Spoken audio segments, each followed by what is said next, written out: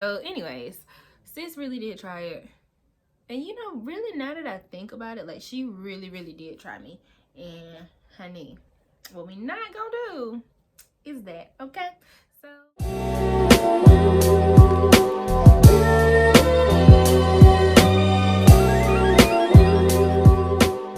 guys, and welcome to my channel. I am Shanice.Lashun, and be sure to hit the subscribe button below. All right.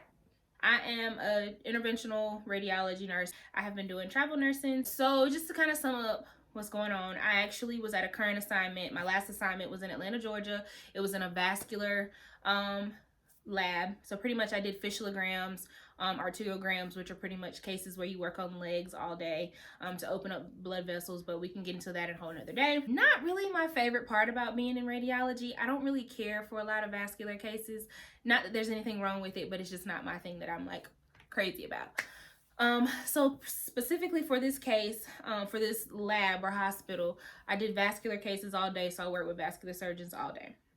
So pretty much I just didn't like the full culture of the hospital, and I loved everybody that worked there. It was like my first time really working with a lot of African American people, so I actually enjoyed the experience of working at the hospital, but I didn't enjoy, I guess, the flow, the process, and the culture of the hospital and how they just did things within their department. So I didn't want to stay, so I extended for about a month, and that was about it. And then I was gonna try to see if I could find something else maybe within the area. So I came home after this assignment, and I was trying to look and see if I could get something, you know, to start soon and be finished around Christmas time, so that way I can enjoy Christmas off.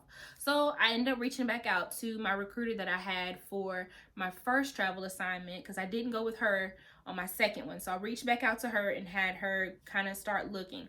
So she ended up finding something within the Atlanta area. However, it was in the dead smack heart of Atlanta. So the hospital, I'm not going to name hospitals or anything like that, just to kind of keep it, you know, classified or whatever. But the hospital was pretty much dead smack in Atlanta. And if anybody knows, if you've ever been to Atlanta or lived in Atlanta, you know Atlanta is expensive. And to live in the center of Atlanta is pretty pricey, okay? It's going to run your little checkbook, okay? So the hospital was located there, so I figured out that my call time was about an hour of callback, so that was perfect. So I didn't have to necessarily stay in the city.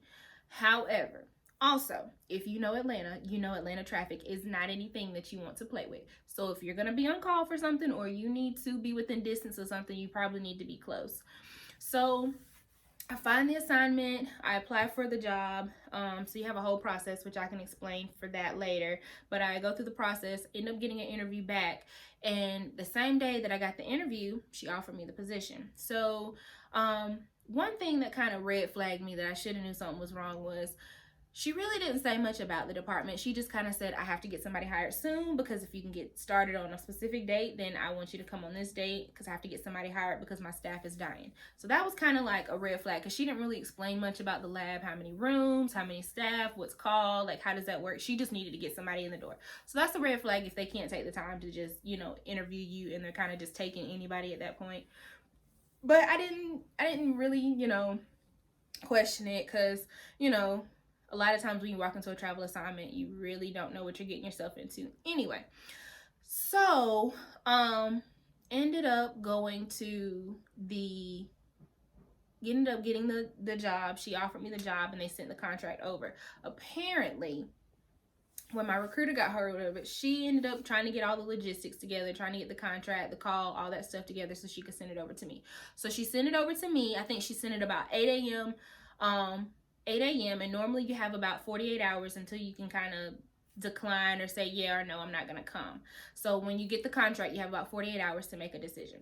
So made the decision that I was gonna try to look for it. So I started looking for housing, and that was my second mistake. I didn't really look at housing prior to having the interview, and I should have. A lot of times I don't. I didn't for my first and my second assignment. I just kind of went with it, but I should have definitely looked prior to this one. I guess because I didn't really want the job. I kind of guess. I don't know. I had a lot going on. So pretty much I didn't really do my research like I should have. So ended up starting to look for housing, and I could not find anything that was like reasonably priced. Now, when my second assignment in Atlanta, when I found a great spot, but it was kind of dungeony, and also I couldn't stay there because it was on the opposite side of Georgia. So I was literally gonna have to fight traffic every morning, probably get up like 40 minutes earlier than what I needed to get up to, so I could beat traffic because of the time that I had to be at work for this job. So kept looking, and I could not find anything. At this time, I still hadn't signed the contract. So I was telling my recruiter, I haven't found anything. I'm not really sure if I'm going to take this assignment because I can't find anything that seems to fit my savings. Like, if I'm going to do a travel assignment, I need to be able to bring home X amount of money to make sure that it is reasonable for me. Like, I'm just not going to go help somebody leave my family and go help somebody and do all this other stuff, and I don't bring in anything. Like, the last assignment that I had in Atlanta, great. I brought home a very, very, very good amount of money.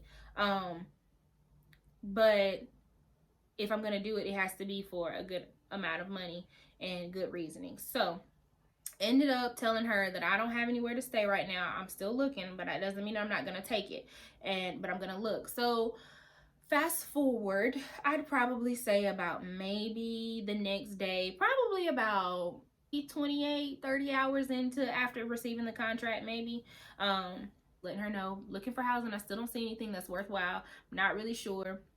And sometimes your travel company will offer you some housing, but you have to be kind of careful with that, because if they offer you housing, they'll keep the housing money. So if whatever is left over, so if it's really not anything that's reasonable, you're not going to see any money going into your pockets, because if they're paying for it, you're not really getting anything back. So she's calling me at this point. She's saying, well, they need the contract by 5 o'clock today in order for you to determine whether or not you're going to do it.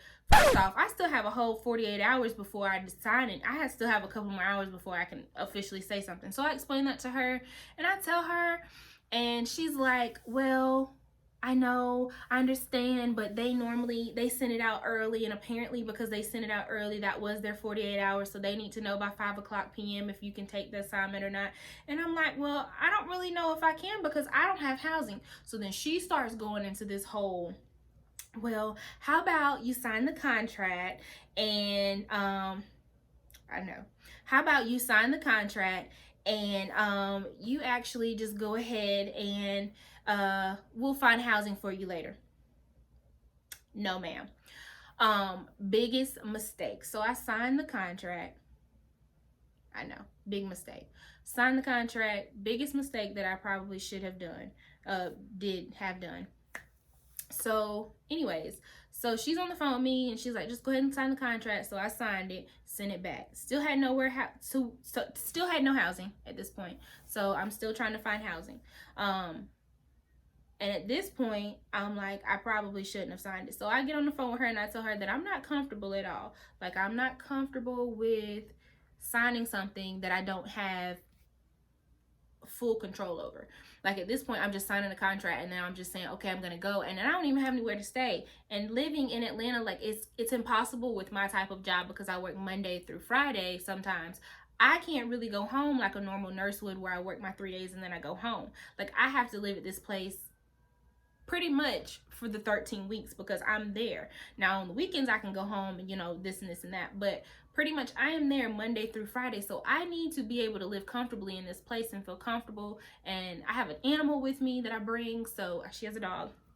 I have a dog. She's a Yorkie. So I have to have housing that's gonna be comfortable for everybody. Me, the dog, whoever. So I didn't have anywhere to stay. So at this point, she's like, well, we're going to find you housing. I'm going to find you some housing. She's like, well, you just look and you let me know. So I told her, I was like, okay, well, if I don't have housing by such and such, I'm not going to be able to do it. And she agreed. She goes to tell me that if we don't find any housing for her, for me, then she would pretty much terminate the contract. Well, okay. That sounds fair. If you're going to really truly terminate the contract, then okay, I will give it a try. But I want you to know, if I don't find anything that I'm pleased with because of the prices or where it is, the location or whatever, I'm not doing this assignment, and I'm letting you know that. So this is all on you if I sign this contract and it looks bad. So she said, okay, that's fine. And she gave me this whole spiel about we stand behind our nurses and our nurses are number one. So if you don't feel comfortable, then this and this and that. But she was pretty sure 100% that we were going to find housing for me. I knew it wasn't going to work, honestly, because looking at that area and then looking at the surrounding areas in Georgia, it's expensive, bruh. And they weren't paying anything. So, anyways, now fast forward, I've signed the contract and I'm now in the process of really trying to hunt and find somewhere to stay, because now I've signed this contract and now I kind of have to put a rush on it because I'm supposed to start in 2 weeks. So I start calling people. I'm calling people, still waiting on responses, not really getting any luck. So at this point, the clock is fast forwarded to about another day and a half or so. Still haven't had anything. So I sent her a message and I told her, I said, look, at this point, I have not had any. At this point, I had already been communicating with her and letting her know that I haven't found anything. But I sent her a message and I told her, look, I cannot find anywhere to stay. I am not making enough money to where I can live comfortably and make sure that where I stay is appropriate for me, my dog, and whoever else comes to visit me while I'm here. So if that's the case, so then she takes the paperwork, and I guess she goes and talks to whoever coordinates pretty much like the breakdown plans of your housing and your pay rate and all that stuff. So she takes it. They ended up increasing it for it to be like $2,200 or something like that. So okay, boom. So then at this point I start looking at numbers. So I'm like, wait a minute. So let me just do a breakdown. And when I go back to look at it, they initially offered me about $300 less a week than the first assignment. So at this point, I'm like, okay, well, that's a red flag. Well, once they gave me the increase, it ended up being about the same as what it was for my first Atlanta travel assignment. So looking at that, I was like, it's still not worth it. In my heart, I felt that it was not worth it. The holidays are coming up, so I know I was going to be having to be away from my family. The holidays were coming up. The pay was not equal.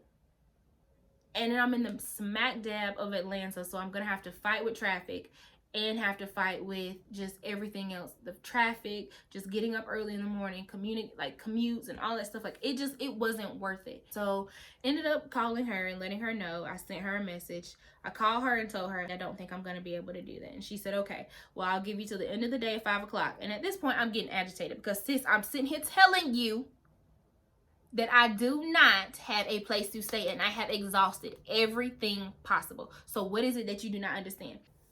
So I wait till about 4 o'clock, and then I send her a very long detailed message. At this point, I do not feel comfortable with moving forward in this process, and I do not feel comfortable with moving forward with you as my recruiter, because at this point I feel like she was money hungry. I feel like she was just trying to put money in her pockets, because if we get a large package, then she gets a large package too. And at this point, sis, I'm sorry, I understand Christmas is coming up, but you're just not gonna get no money off of me today. I understand. She pretty much, now that I think about it, she pretty much didn't really have, I felt like she really didn't have my well-being in mind. It was just all for her, because had I expressed to her multiple times that I felt uncomfortable, I was not sure, and all she could say was I understand and I want you to feel as comfortable as possible. But sis, clearly you don't then, because if I said that this was not the assignment for me, then why are we not passing it up? I didn't see the fit to continue things with her. So at that point, once I sent her that detailed message, I ended up putting her on the block list. I didn't even give sis a chance. No, actually, I did. I take that back. I gave her half of the day to respond. So I think I sent that message early the next morning. And then she hadn't responded by 1 o'clock. Block. You on my block list, because at this point you have nothing else to say to me, so neither do I. So why do I still need your number? And I don't want you, and I've given you the opportunity. You could respond back quick when I was telling you I wasn't feeling comfortable and I didn't have no housing. So why you can't respond back now that I'm telling you that I don't want to do the assignment? So what's the difference? Right now, I am at home. I'm going to enjoy my holidays.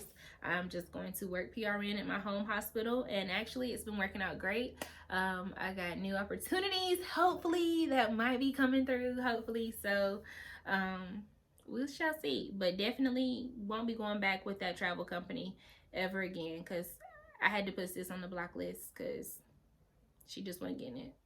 So thanks guys for tuning in. Make sure, like I said, to hit the subscribe button down below. This is just the beginning, and I cannot wait to share this journey with you guys. I think I got some good stuff coming for you guys, so I cannot wait. So be sure to hit the subscribe button.